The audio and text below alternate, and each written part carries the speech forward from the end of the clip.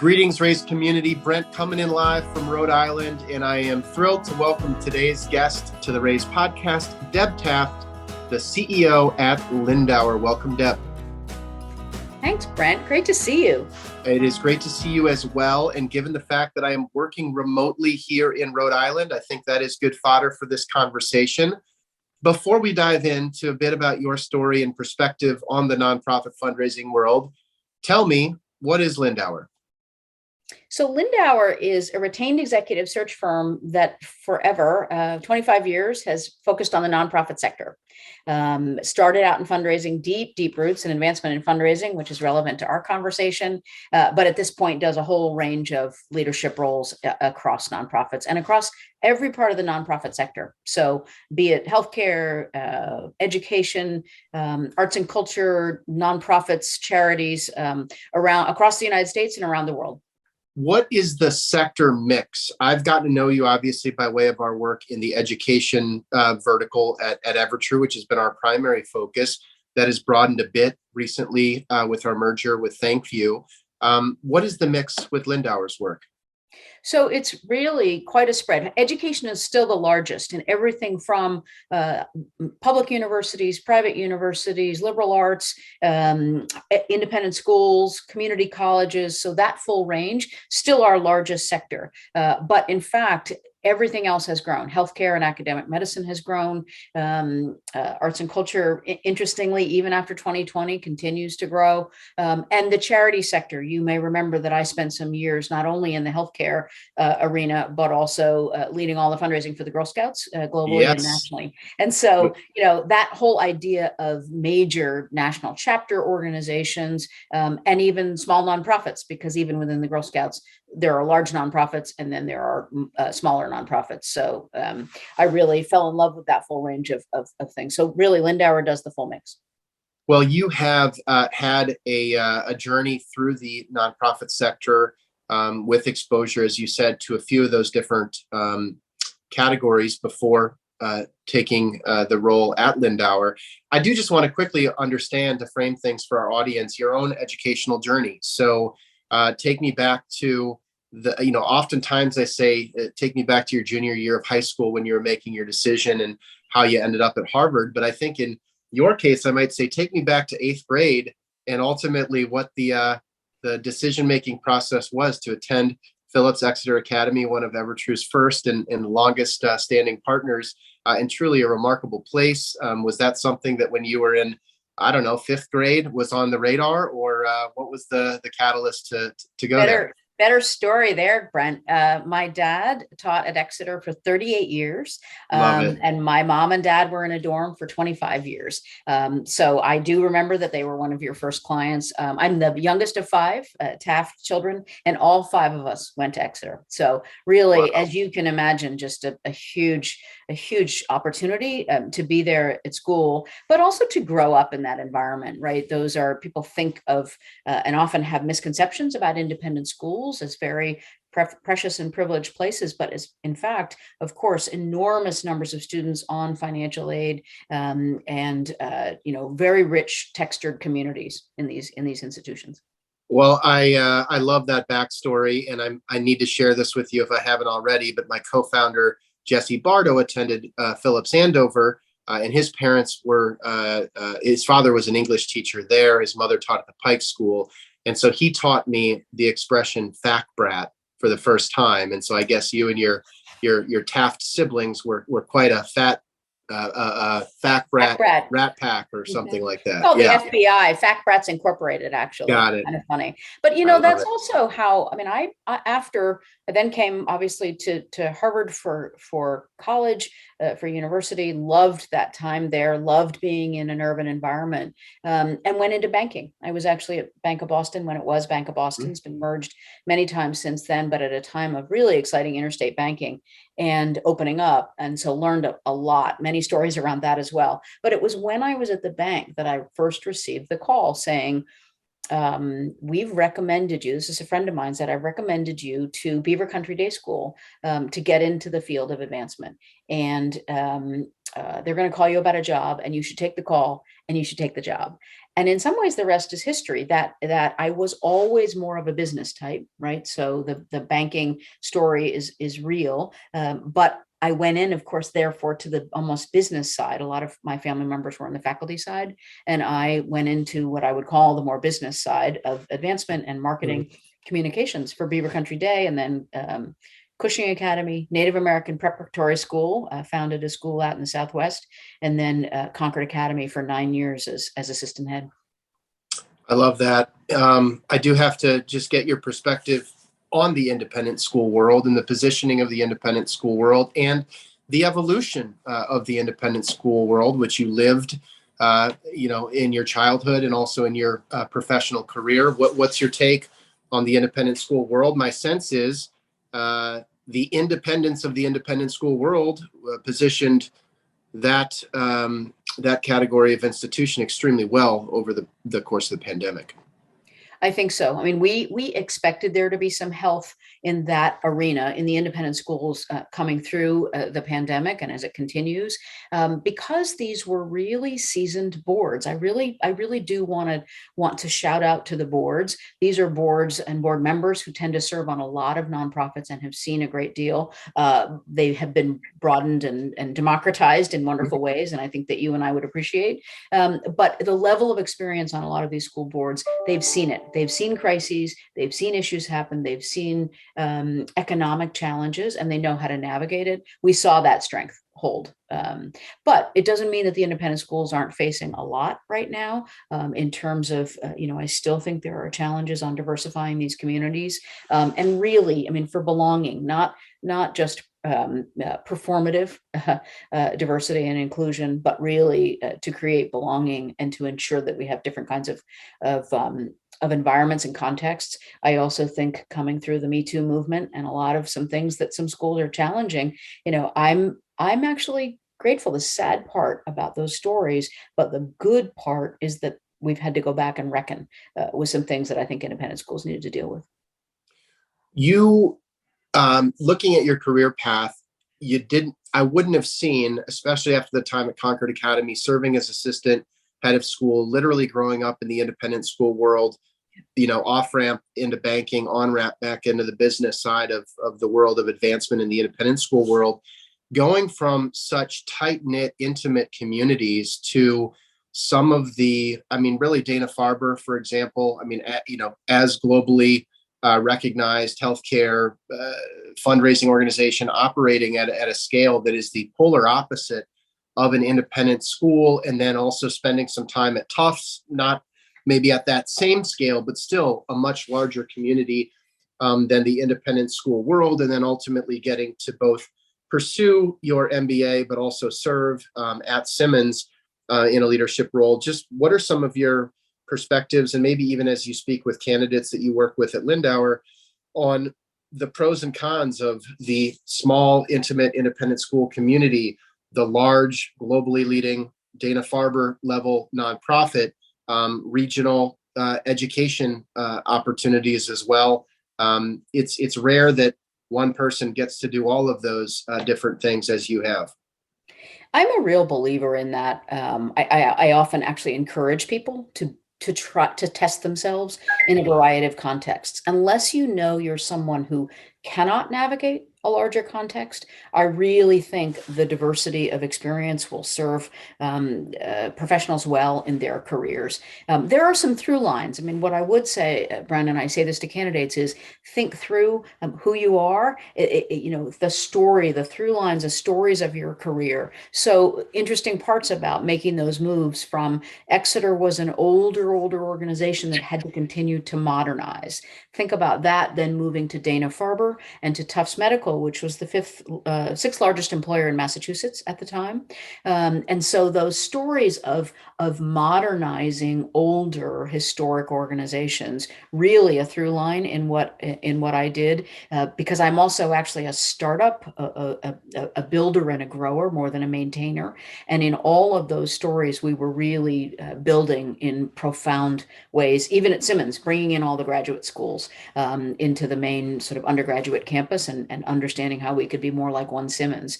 And so I think there are, for candidates thinking about jobs, who are you? Are you a builder or a maintainer? Are you a leader or comfortable being a number two or a number three? And those are wonderful roles, by the way. Are you, there are creative leaders and innovative leaders. There are people who bring structure at a certain time. And so it takes all of us often rotating through. It's why I believe not a crazy amount of turnover is good, but a healthy amount of turnover in teams is just helpful, because we need different leaders at different times of our building. Let's talk for a minute about your experience at the Girl Scouts. I can say, I almost will say with complete conviction that for all of our domestic USA audience on the Raise podcast, we have all participated in the philanthropic efforts of the Girl Scouts in some delicious form or fashion. And that being said, I know there's a lot more to it than that. So just take me through some of the highlights of that experience. And in particular, what would we not expect about the fundraising operation of the Girl Scouts, recognizing that there is more to it than cookies? Well, it really actually starts with the cookie, right? The founder of the Girl Scouts, Julia Gordon Low, was an amazing fundraiser. I mean, she understood this in her early years in Savannah and learning from the Girl Guides and the guides in Europe as well. She really understood fundraising, but of course, then the Girl Scouts got the cookie, and the cookie became such a massive revenue driver in addition to membership that they never built fundraising. So part of why I went to the Girl Scouts was really to build fundraising and to do that first ever $1 billion campaign for girls. I think one of the surprises or disappointments was how uncomfortable in some ways many women still were talking about money, dealing with money, asking for money. And I was in some ways doing what I had done at Concord years ago, which was teaching, because Concord was longtime girls' school before it was co-ed, teaching women to understand their own wealth, take control of their own wealth, be in control of how they participated in organizations. We understand the number of women who are donors. But for the Girl Scouts, this was really building it all anew. The Girl Scout cookie is actually a better known brand than the Girl Scouts brand, but the brand itself, those brands are iconic, right? So the interesting part is you're also taking over an organization that's almost permission-based branding, in the sense that everyone owns the Girl Scouts. Everyone believes it's their brand, their American story. And so you can't just, as a leader, say, this is how we'll go, because the world owns your brand, and you'd have to essentially get the feedback of the community in order to move forward, including in fundraising. Well, I've hosted a couple of people who stand out on the podcast, JT Forbes at Indiana, Paul Clifford at Penn State. And I cite those two individuals because they lead some of the largest alumni organizations in the higher education sector at Indiana and Penn State, respectively, in the, let's call it 500,000 to 700,000 global alumni community. That's big. It's as big as it gets in this sector. Girl Scouts of the USA has 59 million living alumni. So when you think about building a campaign pyramid to get to $1 billion, hard enough to comb through 700,000 alumni. How do you find a prospect pool out of 59 million? 2 points to think about: the fact that there are 59 million women who were Girl Scouts, and some good men as well. But one out of every two women in the United States was a Girl Scout. Wow. But interestingly, and this is so relevant, Brent, to your work, the Girl Scouts didn't know where those alums were. Yeah. So it was almost acquisition of a public, it was going into rooms and saying, and almost one out of every two hand went up. I was a Girl Scout. I was this Girl Scout. So I found proud Girl Scouts everywhere. The other thing to remember, so before they could be donors, we had to acquire them. The other thing to remember is that it's a organization with chapters. So it was actually, at the time that I was there, 112 independent councils, independent 501c3s, with a national organization. So the national organization was the brand, the program it was as it was delivered, but it was delivered really in hometowns everywhere, every zip code in the United States, and actually 94 countries overseas through the military. So that whole idea of, a gift pyramid, in some ways, I had to help the councils, 112 nonprofits, build their own campaigns. And I said, how can we be most useful? We have to help them, give them the tools, give them the structure, teach them fundraising. Some of them knew it beautifully. They're leading nonprofits in DC or in Chicago or in LA. But others actually needed to learn from the real basics of fundraising, things that you and I learned when we were working together in the field. So that was super exciting to build and teach. I love it. And after all of that, you pivoted out of the direct fundraising world into the services world, spending some time at GG&A, but really digging into the role at Lindauer. And I am curious, as you went through that journey, working in the independent school world, working in the broader nonprofit space, healthcare space, how did you find those roles? I mean, how important were search firms in your own career path? And knowing what you know now, what might you have told Deb 20 years ago about how to build relationships with search firms, about how to set yourself apart as a candidate while also making sure you're finding the best mutual fit? Such a great set of questions, really. Early on in my career, I was recruited away a fair amount by other organizations, just in sort of building life experiences. But I certainly had search firms in the mix for me as a candidate early on. And so I really did learn how to take those calls, have those conversations, actually use the search firm to say, should I pursue this or not? Don't just be flattered into taking a role or considering a role or applying or interviewing. Understand what the role is and understand whether this is the right move for you. And often you're building a conversation or a relationship with a search partner who may call you for a better time, a different role, a different location, because there are family or other considerations about where you want to live in the world and what you need to be doing at that time.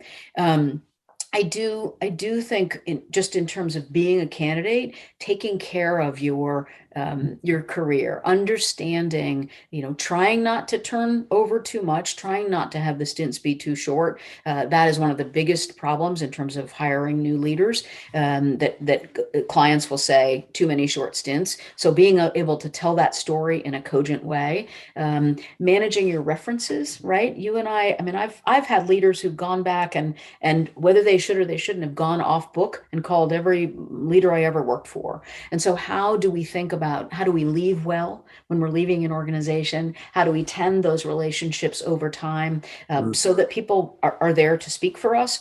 And how we, really successively build and add to our experiences. Some people are climbing a vertical. You could see that I was climbing vertically, but I was also gathering more broad experience. That was important to me. But people will do that differently. Some people are meant to be managers. Some people are meant to be, expert principal gifts officers, alumni leaders, and all of those are good. That's the great thing about this advancement field. Whole nother topic about how to hire a search firm, but probably for another day.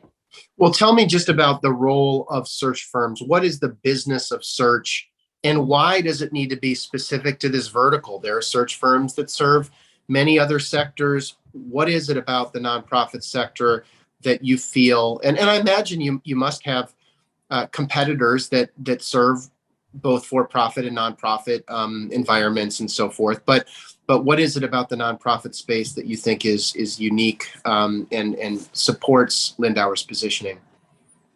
I think Lindauer grew at a time that advancement was growing, right? If we think about a 25-year firm and the really profound transformation of our industry, of our profession, it's still actually finally becoming a profession. I don't think people saw it as that years ago.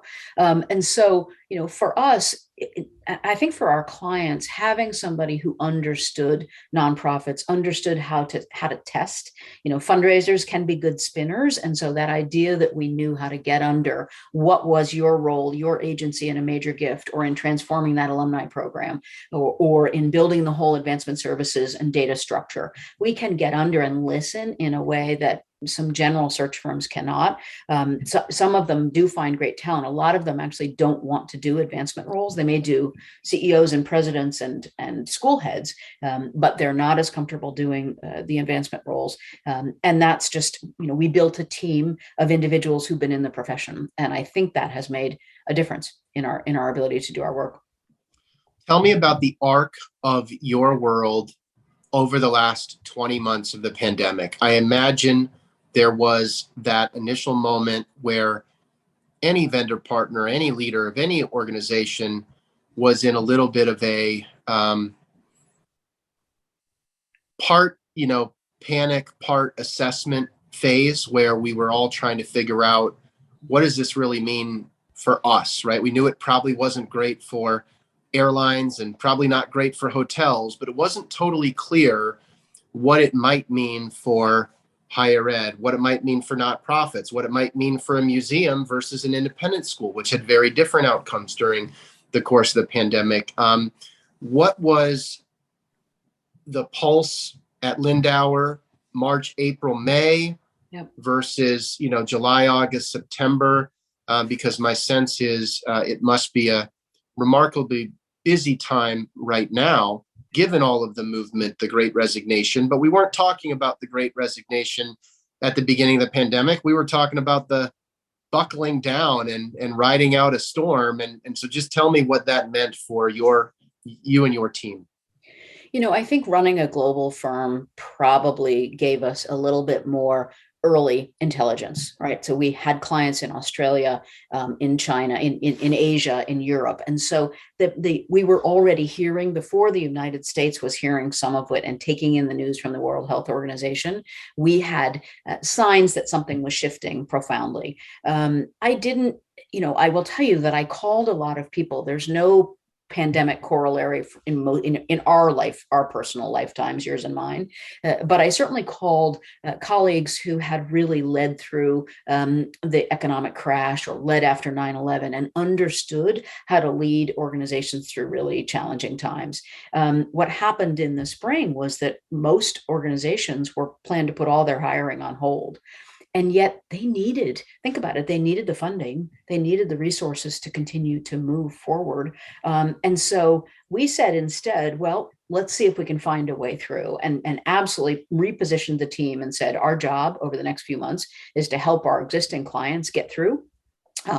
And we did have some new business coming in, but it was a lot of helping clients through. Could we still hire for them? Could we teach them how to hire virtually? Could we teach them how to manage and onboard virtually? And so that became really the theme of the spring. A lot of people, as we said, hiring and campaigns were on hold, but we needed to also be prepared for when that tide turned again, because we didn't know.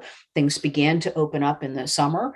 But the other interesting part, Grant, was the regionalization of it, right? And so you had states that were deeper into the pandemic at different times. So during the times that the Northeast was shut down, Texas was moving, or the Southwest was moving, and whereas California was shut down. And so we really were rotating around the country and around the globe in interesting ways, virtually. But it was really fascinating. And then to watch who came through. Independent schools was one. We said that. Healthcare, interestingly, we thought with all the focus on it, there might be more there, and arts and culture would shut down. But don't ever count out arts and culture to be creative and innovative and to continue to find a way through. So we had, with all the sectors, lots going on, but absolutely a focus on supporting and gathering leaders who just needed time to be together. Did a lot of leadership, what we call leadership roundtables. Mm-hmm. And so as we sit here now it's just late November, and this will probably be published in early 2022, but you can't go a day without hearing about the Great Resignation. I can't imagine a firm that would be better positioned to understand if that's fact or fiction in the advancement world in particular.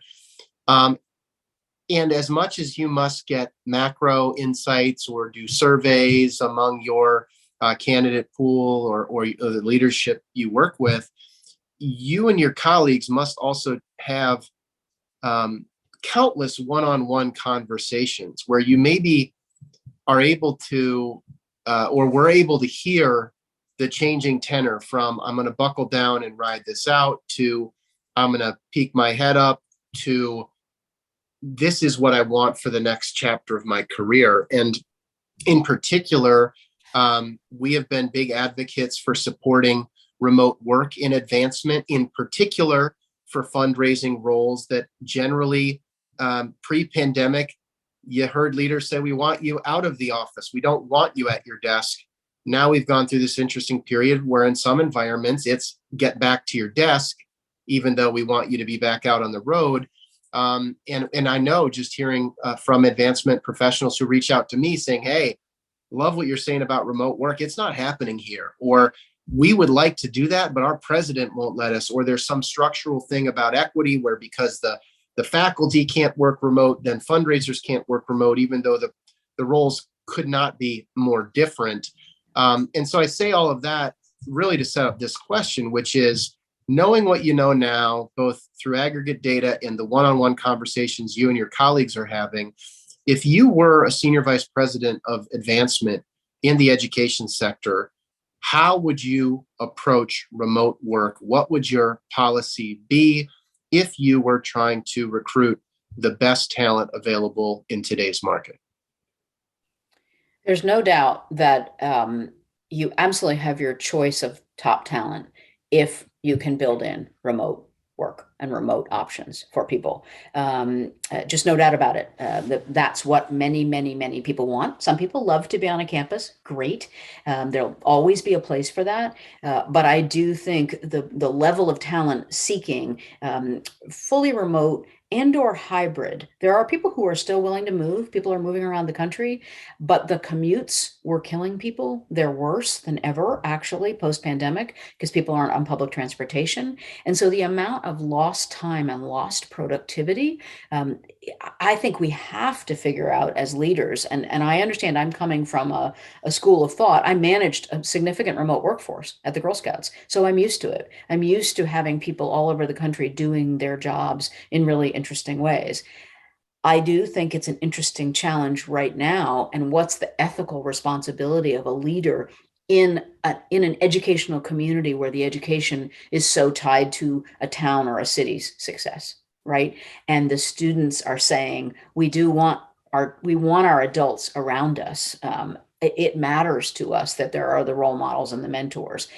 What I really believe, Brent, is that we should be designing for maximum flexibility. There are some jobs that need people on campus, and some people love those jobs, right? You and I have friends who miss the office. They miss driving to and being in the community. So I think there is something for everyone, but everybody has to understand as much as possible, rethink these roles and whether they truly need to be in person. Because we learned in this pandemic that productivity did not suffer. But certain types of tasks are better done in groups. So what I say to people is be as creative as you can in the crafting of your roles and your team design. Equity is more complex than we sometimes make it. It doesn't mean that it's all the same. People contribute in different ways, and we should go for that. But it does mean that if you have remote and hybrid, you have to think about when you're gathering people. We know that ideation and some of the creative functions are actually really well done in person, and that doing them in this virtual way takes some real extra pulling it towards you and some expert facilitation. So it can be done. It's been done by leading organizations for years around the world. So I hope that our leaders and our organizations get through this facing forward. But it doesn't seem like that is the case, at least right now, based on what I am hearing. And candidly, I've almost felt a little bit guilty because we've posted a few roles recently and we've been inundated with candidates from the advancement sector. We're not trying to poach from our, customers, but at the same time, it's hard to ignore like you said, and truly the top talent saying, I would love the opportunity to do, to partner and collaborate on this mission, but also do it from Minnesota or do it from Tennessee or do it from wherever home is. And we've looked at that as just being unbelievably really liberating from a recruitment perspective, being able to look at it without caring how close to 330 Congress Street someone lives or how bad their commute's going to be. And I think about some of the conversations we used to have about those topics pre-pandemic, and it seems sort of crazy in hindsight.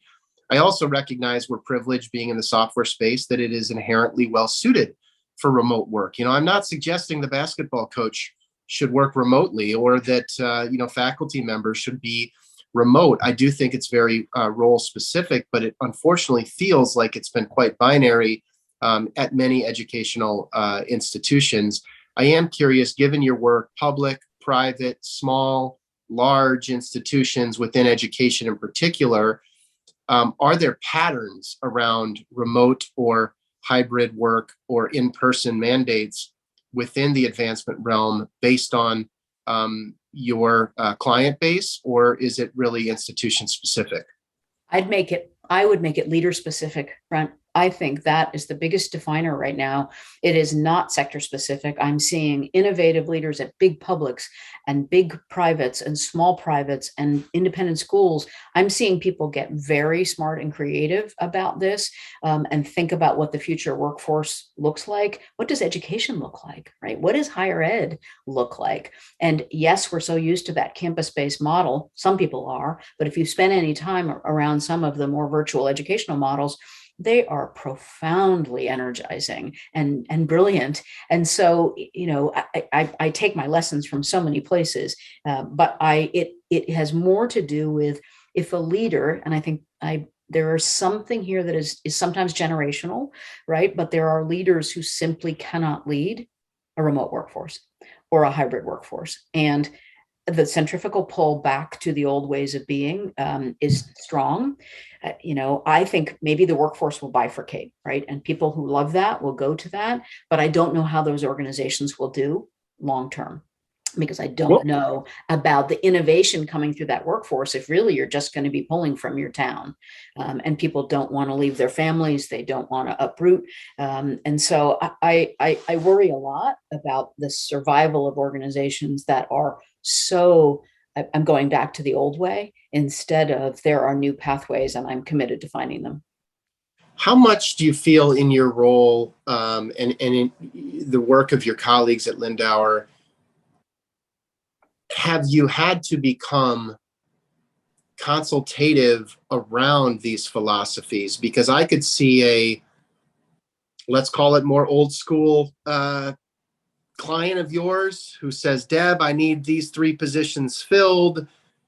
We're back in the office. I need people, butts in seats, go find me some people.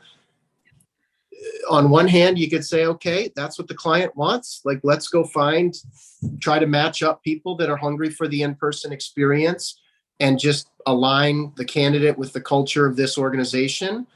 Or you could say, I hear you, but let me explain to you why that is not the ticket to accessing top talent. How do you navigate accepting the work versus politely pushing back based on all of the insights you're sharing here? We're spending an enormous amount of time in exactly that consultative role with organizations and with leaders who come to the table saying they absolutely have to be butts and seats, as you describe it.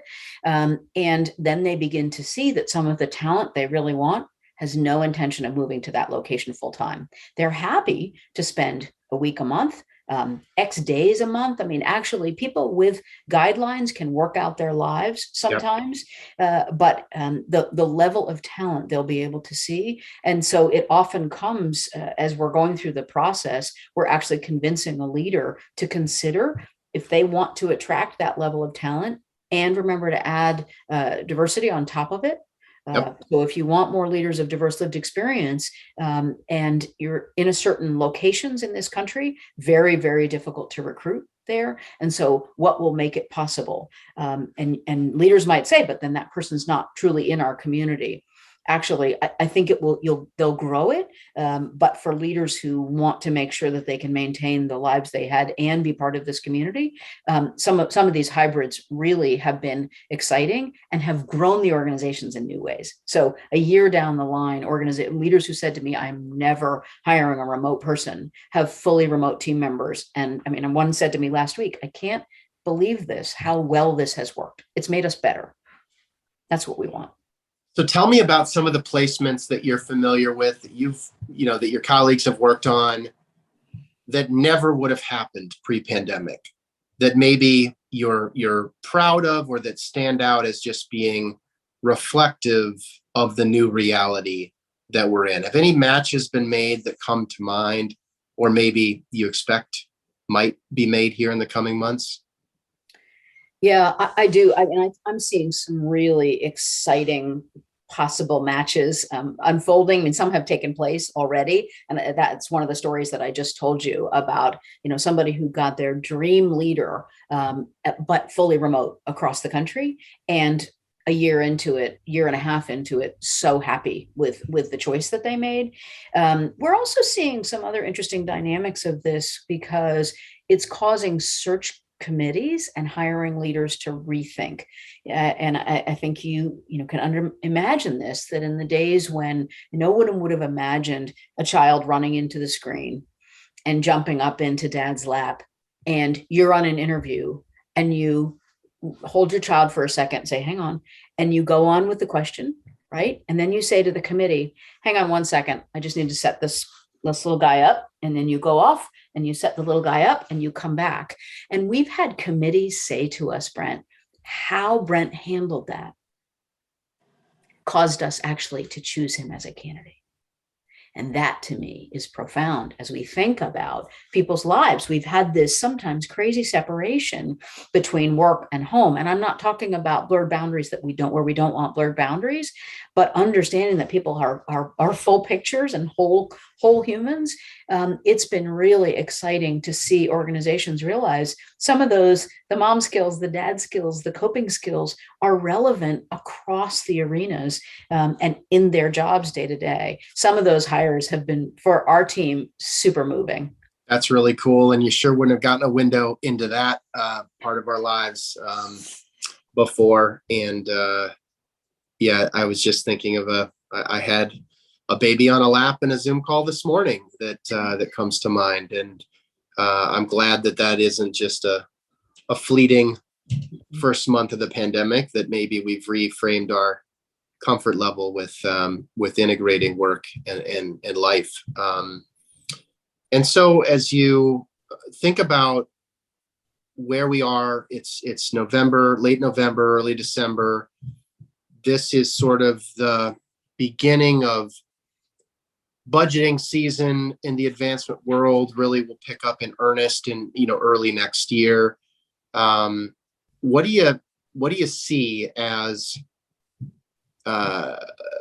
likely trends in the talent world for this sector? Are we just steady state in a new normal, and we need to sort of adjust and embrace that? Or do you expect there to be different twists and turns in the coming weeks and months based on what you're hearing from the talent community? I mean, the requests for searches are booming. It's really been, you are right, a busy time. And I think people who held off on campaigns, organizations staffing up for campaigns. But I do think some lasting changes, and I think people will see it. And it's interesting, as you say, sort of planning for 2022. I do think advancement services and data and the integration of data and all that comes into sort of operating virtually and understanding performance in a different way than we sometimes have becomes super important. So they've always been important roles. You and I have watched the beautiful burgeoning of advancement services over the years and data-driven decision-making, but I think it continues to drive what we're doing. And I think the role of the gift officer, I mean, during 2020, everybody wanted to hire a digital gift officer.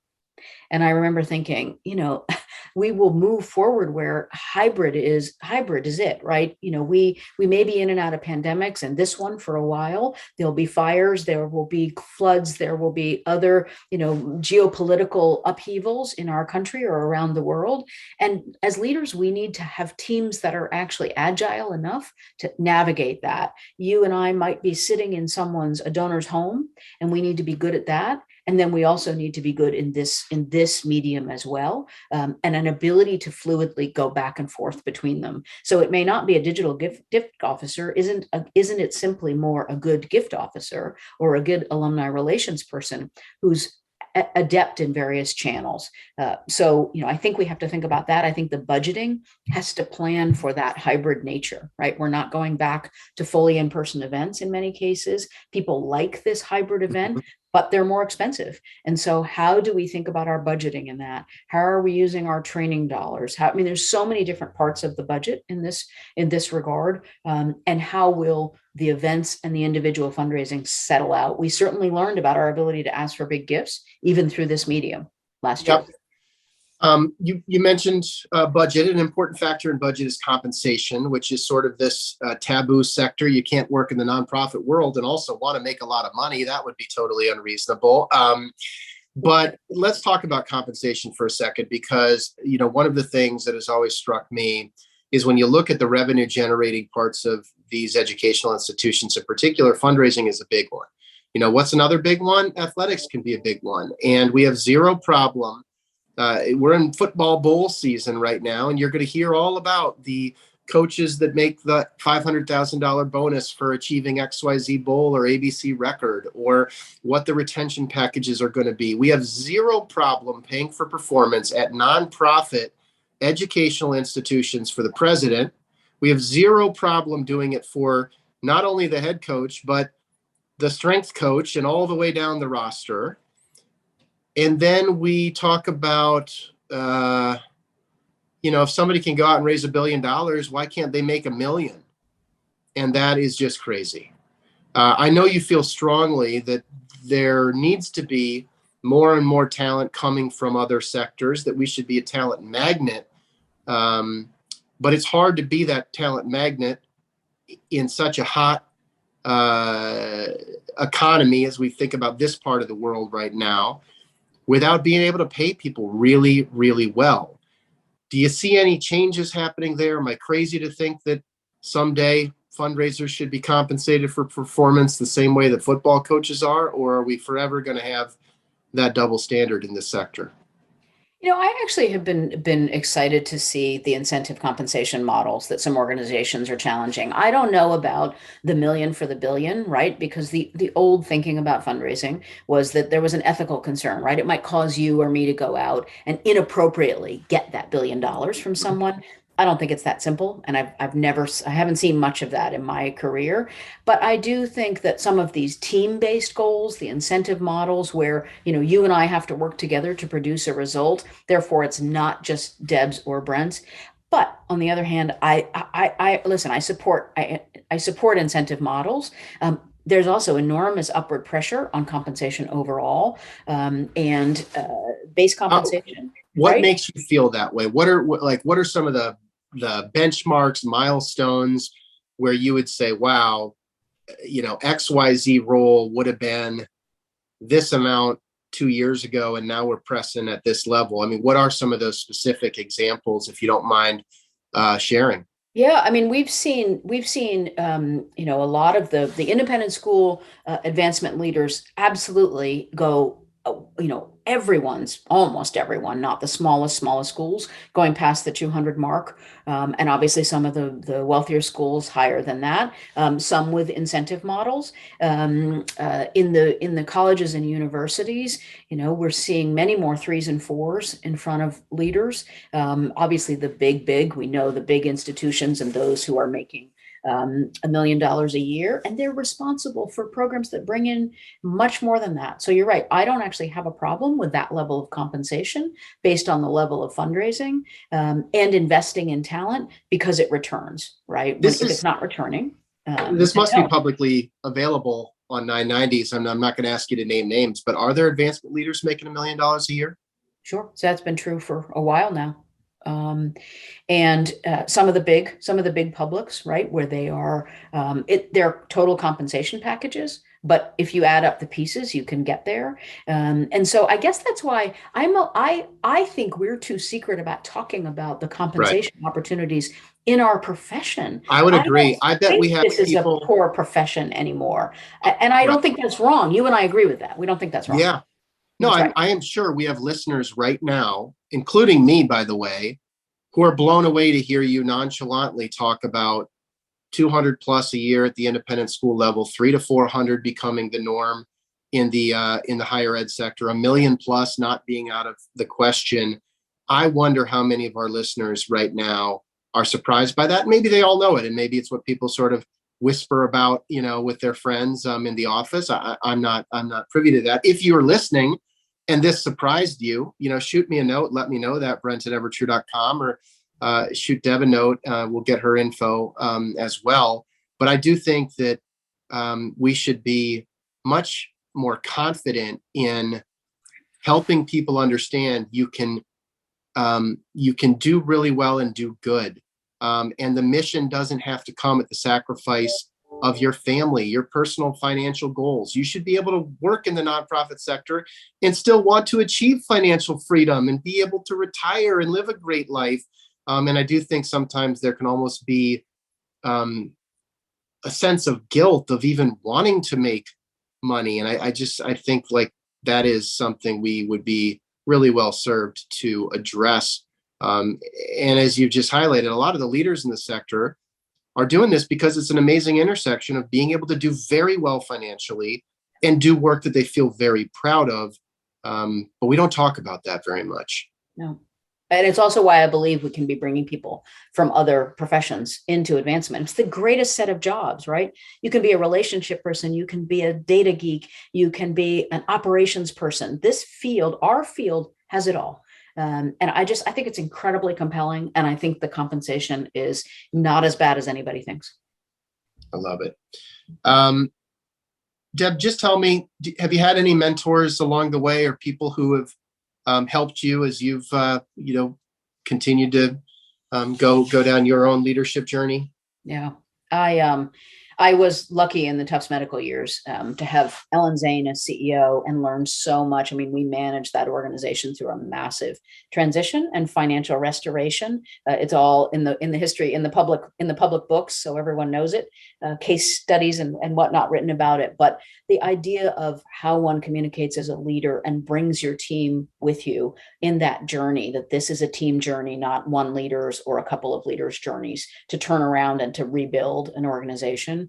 My niece, Cordy, I think there is so much to learn from millennials and the generations coming, certainly many generations now behind me, but I think that millennial generation is maligned, and they are super hard workers, and they actually want to produce and rethink this workforce. So I think this is, listen to those voices as we think about what our workplaces of the future look like, and obviously the generations behind the millennials, but it is the huge generation right now, and important that we factor in.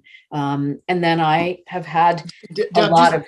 Go ahead. For a second, tell me more about your niece, Cordy, because, seeing her role as global head of social media at State Street, talk about the intersection of old school and new school. And I'm sure she's got stories, and you probably shouldn't tell them all without her explicit permission. But when you think about insights that you've derived from your conversations with her, what are some of the things that stand out? Because I would imagine that intersection of digital, modernizing a longstanding, established legacy institution, it's very common with the, I'm sure, change management struggles that we see in the education sector. What have you learned from Cordy? I think I think this whole idea of rethinking and questioning what we do and why we do it, right? I mean, she is her aunt's niece, and it's partly my way through the years. But she questions hard in leadership, And she's a very hard worker, 24/7 worker, but that work didn't depend on one office, right?